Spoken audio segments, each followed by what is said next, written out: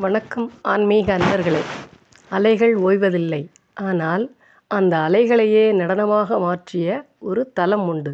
வங்கக் கடலோரம் வரலாற்றின் சுவடுகளோடு பக்தியின் சுகந்த மனமாகத் திகழும் திருநாகைக்காரோணம்.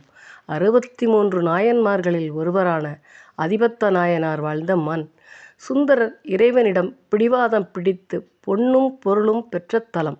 வாருங்கள், உடலோடு முக்தி தரும் அந்த ரகசியத்தை தேடிப் போவோம்.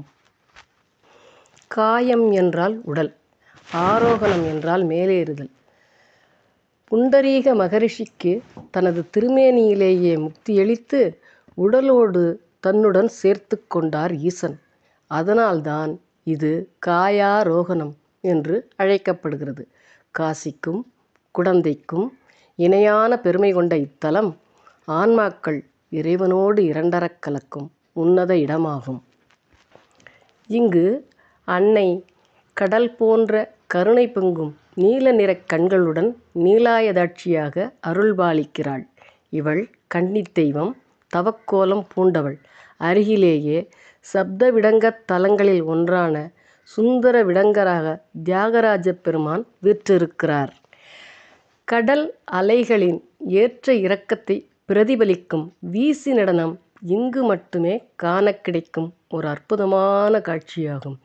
அலைகள் எப்படி தீயவற்றை தள்ளிவிட்டு நல்லனவற்றை தன்னகத்தே வைத்து கொள்ளுமோ அதுபோல நம் வினைகளை தள்ளுவதுதான் இந்த வீசி நடனம் ஆடும் தியாகராஜ பெருமானுடைய அருள். இங்கு அம்மனின் கண்கள் கடல் போன்ற நீல நிறத்தில் இருப்பதால் நீலாயதாட்சி என்று அழைக்கப்படுகிறாள். இவள் மரகத விக்கிரமாக ஜொலிக்கிறாள்.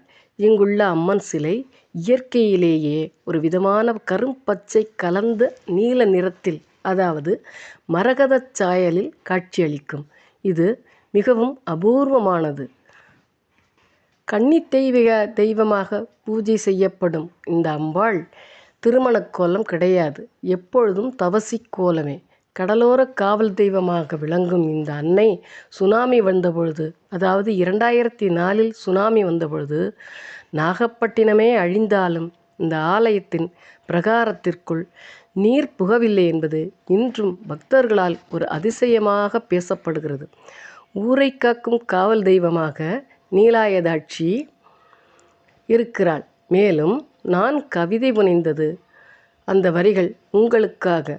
நாகை நிலவும் நறுமலர்கண் நாயகி நீ, வாகை அமர்ந்த பரமனடி ஆக காயாரோகணத்தை கைதொழுதால் தீருமே, மாயா வினைகளெல்லாம் காணலாய் தீருமே.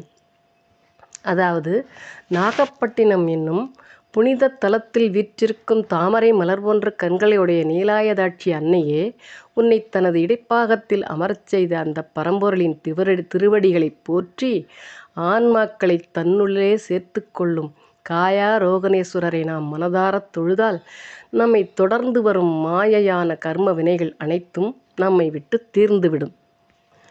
இது போன்ற அதிசய செய்திகளை தன்னகத்தே மிகவாக கொண்ட திருநாகைக்காரோணம் நம் கண்ணையும் கருத்தையும் கவரவல்லது. கூறப்படும் புராணச் செய்திகள் நம்மை புல்லரிக்கச் செய்வதோடு ஆன்மீக அந்தப்புறத்தில் அல்லாமல் ஆன்மாவின் அந்தப்புறத்தில் கரைந்து நிக்குறுகச் செய்கிறது. இதுவரை இத்தலத்தை பார்க்காத புறக்கண்கள் பார்த்தால் அகக்கண்கள் ஆகாயம் வரை சிறகடிப்பதை உணர முடியும். அருளாளர்கள் இத்தலத்துச் சிறப்பை கூறுவது கேட்க இரு செவிகள் போரவே போராது. சிவம் பெருக்கும் சித்தராம் சிவனை நினைந்து கரையுங்கள். மூல முதல்வனை வாழ்த்த வாயும் நினைக்க மடநெஞ்சும் தாழ்த்த சென்னியும் தந்த தலைவன் எல்லா செவைகளின் பேரொளியாகத் திகழும் அம்பலவன் அருளை பூரணமாக பெறுங்கள். அதிபத்த நாயனாரின் சிறப்பு மற்றும் சுந்தரரின் பொற்கிழி பெற்ற சிறப்பு அனைத்தையும் அடுத்த பதிவில் காண்போம். நன்றி, வணக்கம்.